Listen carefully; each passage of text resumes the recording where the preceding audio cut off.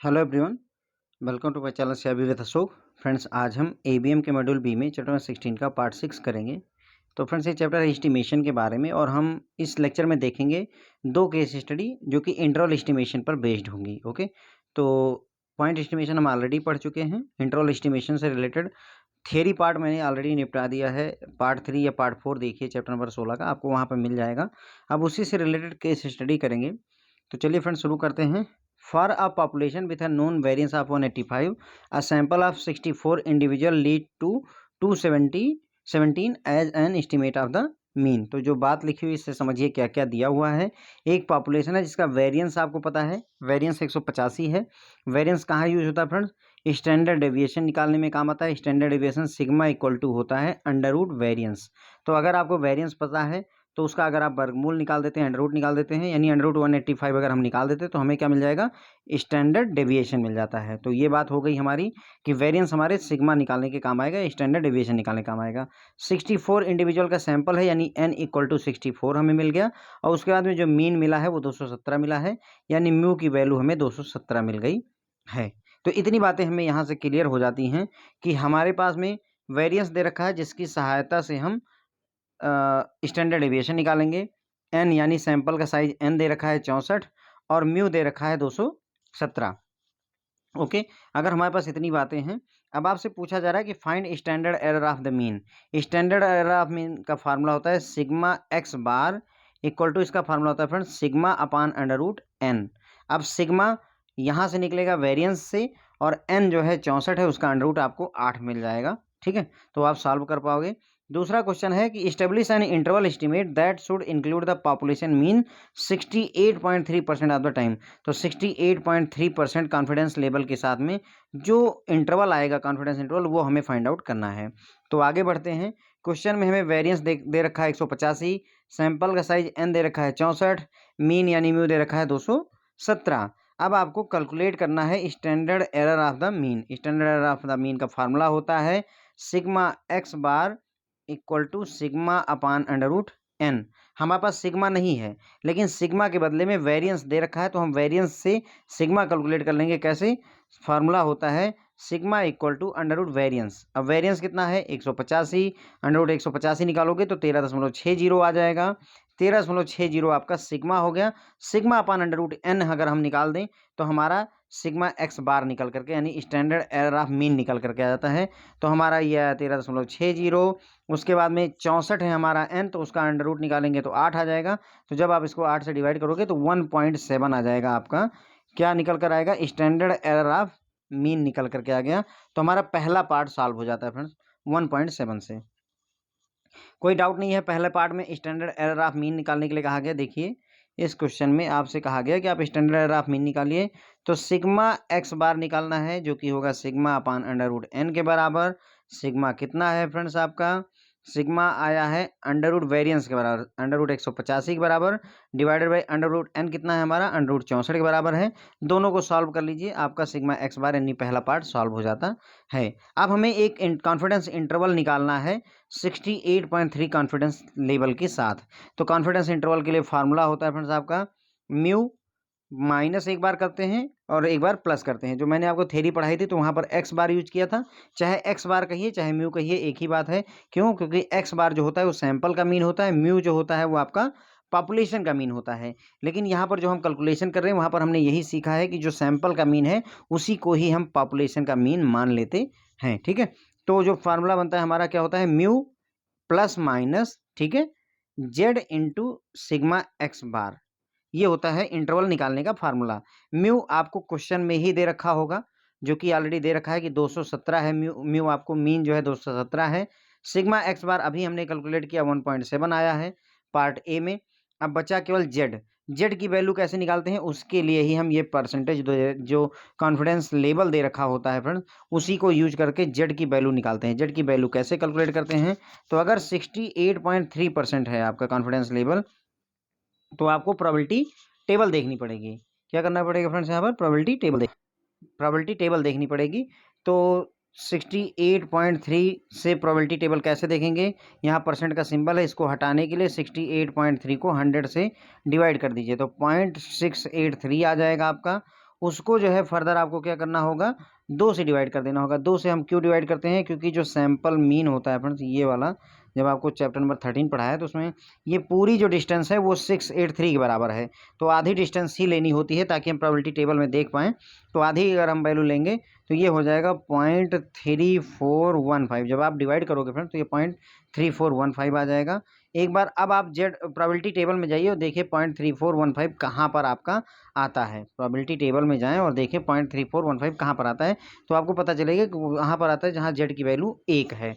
Probability table में कैसे देखना है, प्रोबेबिलिटी टेबल कहाँ पर होती है, ये सारी चीज़ें मैंने लेक्चर नंबर 3 या 4 में दिखा रखी हैं फ्रेंड्स। ओके, फिर भी चैप्टर नंबर 13 में जाइए, सैम्पलिंग वाले चैप्टर में, वहाँ पर आपको एनेक्सर के तौर पर प्रोबेबिलिटी टेबल दे रखी है।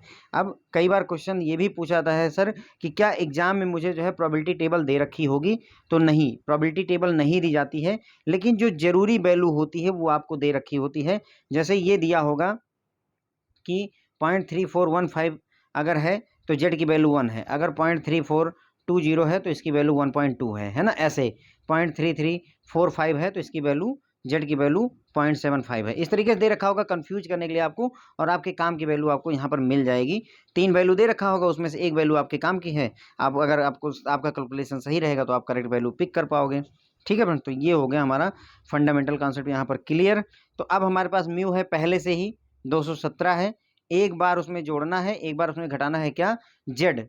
जेड कितना है हमारा, 1 रखा into sigma x bar. Sigma x bar अभी मैंने पिछले क्वेश्चन में ही सॉल्व किया, इसके पार्ट ए में 1.7 है, यानी 217 में एक बार आपको 1.7 जोड़ना है और एक बार आपको 1.7 घटाना है। वही काम यहाँ पर किया गया है। देखिए 217 में एक बार 1.7 को घटाया है, एक बार 1.7 को जोड़ा है। जब आप घटाओगे तो 215 आएगा और जब आप जोड़ोगे तो 218.7 आ जाएगा।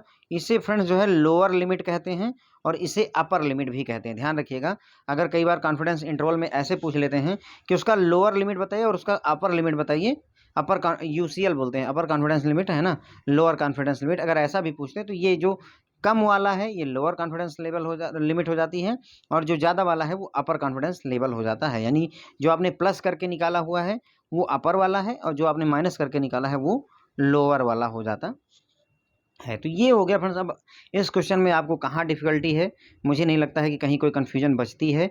पहला पार्ट हमने सिग्मा एक्स बार कैसे कैलकुलेट हुआ मैंने आपको दिखाया। फिर कॉन्फिडेंस लेवल की सहायता से 3 चीज़ें चाहिए होती हैं। फिर देखिए 3 चीज़ें आपको चाहिए कॉन्फिडेंस इंटरवल पता करने के लिए। एक म्यू चाहिए, दूसरा सिग्मा एक्स बार चाहिए और तीसरा जेड चाहिए। म्यू आपको क्वेश्चन में गिवन होगा, सिग्मा एक्स बार आपको ज़्यादातर नहीं देते हैं लेकिन आपको सिग्मा और एन जरूर प्रोवाइड कर देते हैं। तो आप sigma x bar sigma upon under root n के फार्मूले से निकाल सकते हैं। जेड की वैल्यू फ्रेंड्स आपको प्रोबेबिलिटी टेबल से मिल जाती है, या नहीं भी मिलती है तो कम से कम 68.3% के लिए जेड की वैल्यू 1 होती है, 95.5% के लिए जेड की वैल्यू 2 होती है। 1-2 वैल्यूज आपको याद रखने की भी ज़रूरत होती है, नहीं याद रख करके एग्जाम में बैठे फ्रेंड्स। ओके, अदरवाइज आपको जरूरी वैल्यू दे रखी होगी। अगर मान लीजिए आपसे पूछता है 90% कॉन्फिडेंस लेवल के लिए, तो अब आपको जेड की वैल्यू आपको पता नहीं होगी 90% के लिए। क्यों?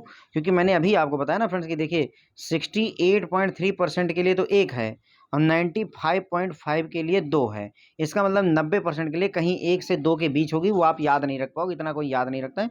लेकिन जो 1 वाली वैल्यू है 68.3 वो 1 है, 95.5 है 2, ये जरूर याद रख लीजिए। ओके, अगर 90% पूछेगा या 95% पूछेगा या 75% पूछेगा तो उसके लिए आपको ज़रूरी वैल्यूज क्वेश्चन में दी जाएंगी, प्रोवाइड की जाएंगी।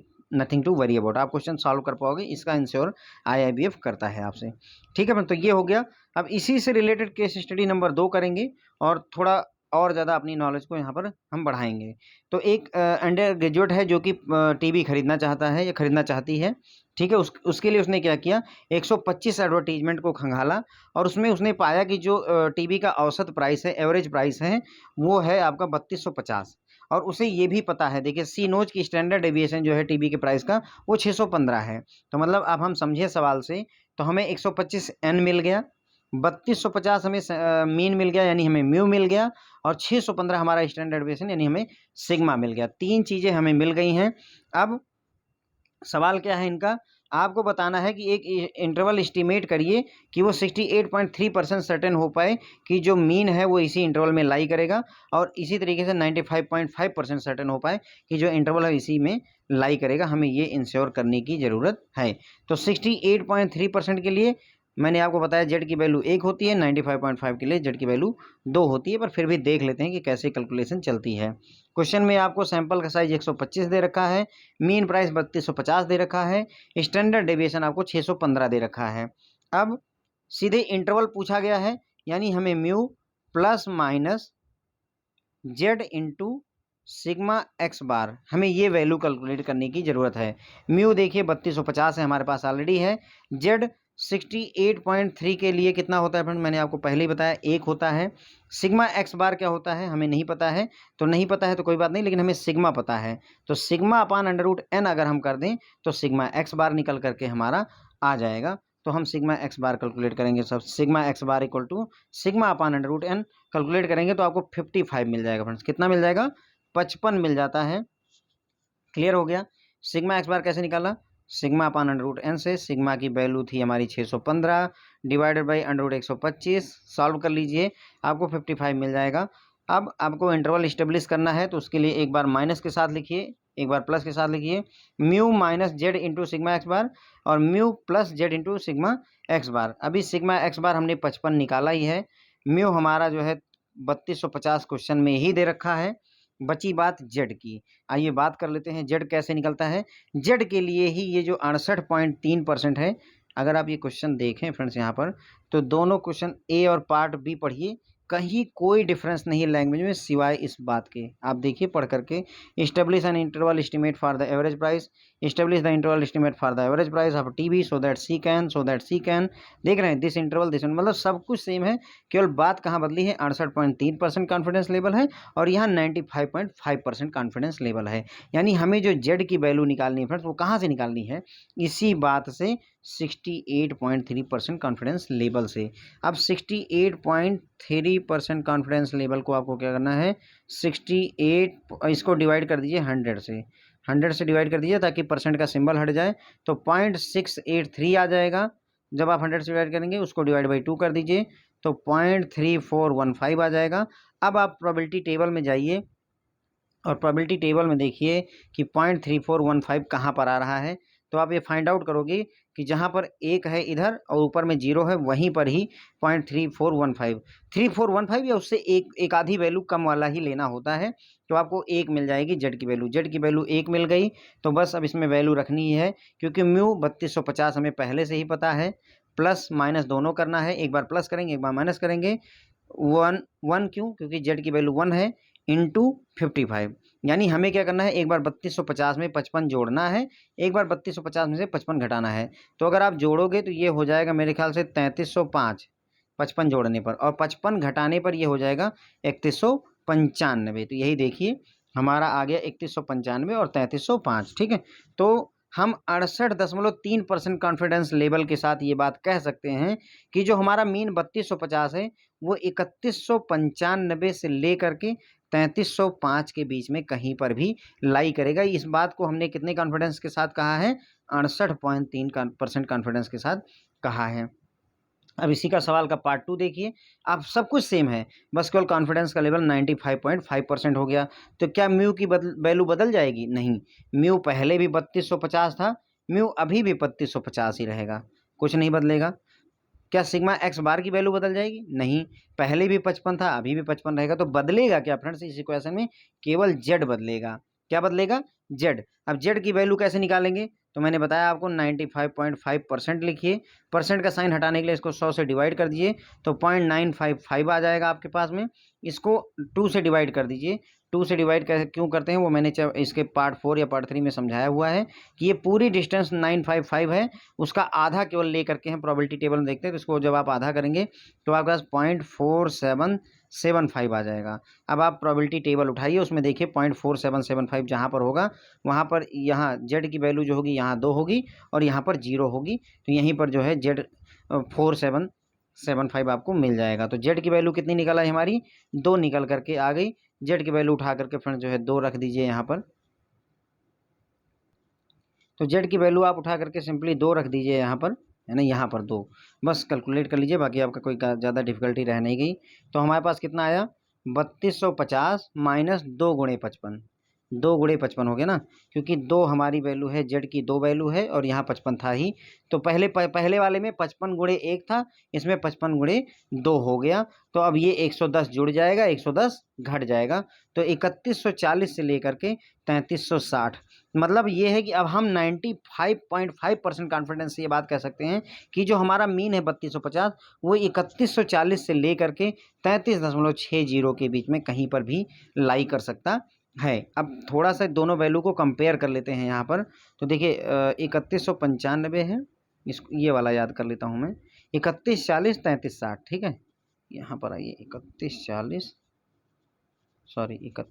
और 3360 कब, जब 95.5% कॉन्फिडेंस लेवल है, और जबकि 68.3% लेवल में कितना है 3195 से लेकर के 3305, ठीक है। तो देखिए जब आप 68.3% कॉन्फिडेंस लेवल पर हैं, तो जो आपका रेंज है वो 3195 शुरू होकर के 3305 पर ख़त्म हो जा रहा है। और जब आप 95.5% कॉन्फिडेंस लेवल पर जाते हैं, तो आपका जो कॉन्फिडेंस लेवल है वो 3140 से शुरू होता है और 3360 तक जाता है। तो समझने वाली बात यह है कि जब आपका कॉन्फिडेंस लेवल 68 से 95 की तरफ बढ़ा, तो जो आपकी रेंज है वो बढ़ गई। अब मैं इस बात से ये भी कह सकता हूँ कि यदि मैं आपसे कहूँ कि 99% जो है कॉन्फिडेंस के साथ आप ये कहिए, तो आपका जो ये रेंज है ये 3140 से भी कम हो जाएगा। हो सकता है ये 3100 पहुँच जाए, और इधर हो सकता है आप जो है 3400 तक पहुँच जाओ। क्लियर हो गई बात। मैं ये बात इसलिए बता रहा हूँ क्योंकि कई बार एग्जाम में आपको ट्रिक करके घुमा करके क्वेश्चन पूछेंगे, ये न्यूमेरिकल ना पूछेंगे तो थ्योरी पूछ लेंगे। थ्योरी कैसे बनाएंगे कि 68.3% कॉन्फिडेंस लेवल में और 99% कॉन्फिडेंस लेवल में क्या रिलेशन होता है। जो कॉन्फिडेंस इंटरवल होता है दोनों का सेम होगा, दोनों की अपर लिमिट सेम होगी, दोनों की लोअर लिमिट सेम होगी, दोनों की अपर लिमिट लोअर लिमिट दोनों डिफरेंट होंगी। तो अब आप देखिए क्लियर हो रहा है कि भाई अपर लिमिट लोअर लिमिट दोनों अलग होंगी, सेम नहीं हो सकती, क्योंकि अभी यहाँ देखिए 3195 है और उसमें क्या था 3140 से लेकर के 3360 था। ऑब्वियस सी बात है, इसकी लोअर लिमिट अलग है, इसकी लोअर लिमिट हायर लिमिट अलग है। इसमें 3305 हायर लिमिट है, इसमें अपर लिमिट 3360 है, इसमें लोअर लिमिट 3340, इसमें 3195 ही है। तो मतलब कहने का ये हुआ कि कॉन्फिडेंस लेवल में ऐसे आपको ट्रिक करके क्वेश्चन घुमाए जा सकते हैं, तो इसके लिए भी तैयार रहिएगा, ठीक है। अब ऑब्वियस सी बात है भाई, हम 68.3% कॉन्फिडेंस के साथ कोई बात कहेंगे तो वो ज़्यादा अच्छी है, या 95% से कहेंगे या 99% से। बड़ी क्लियर सी बात है, 99% कॉन्फिडेंस के साथ जो आप कहेंगे वो ज़्यादा अच्छी रहेगी। लेकिन जैसे ही आप 99% की तरफ जाएंगे, वैसे ही ये रेंज जो है फ्रेंड्स बढ़ती जाएगी। जैसे यहाँ से यहाँ तक था 68.3 के केस में, 95 के केस में यहाँ से यहाँ गया, और पता चलता है 99 के केस में आप यहाँ से यहाँ तक का पूरा रेंज आप कवर करने की कोशिश करने लगते हैं। तो ये हो गया फ्रेंड्स जो है आपका इंटरवल एस्टिमेशन, और उससे रिलेटेड कुछ हमने केस स्टडी, 2 केस स्टडी करी। आप मान कर चलिए अगर एग्जाम में पूछा जाता है तो इस तरीके के क्वेश्चन पूछे जाने के कहीं ज़्यादा चांसेज होते हैं। यदि आप चाहें तो इसी क्वेश्चन को एक बार आप खुद ट्राई करें, 99% कॉन्फिडेंस लेवल के केस में जो इंटरवल है वो क्या होगा, अगर आप चाहें तो खुद सॉल्व करें। मेरा क्वेश्चन सब कुछ सेम है, बस यहाँ 95 की जगह पर आप 99% कॉन्फिडेंस लेवल लीजिए, और फिर बताइए कि ये जो रेंज है कहाँ से कहाँ तक जाएगी, ठीक है। उसको आप कमेंट सेक्शन में बता सकते हैं। होप है फ्रेंड्स आपको ये लेक्चर पसंद आया होगा। Thank you so much.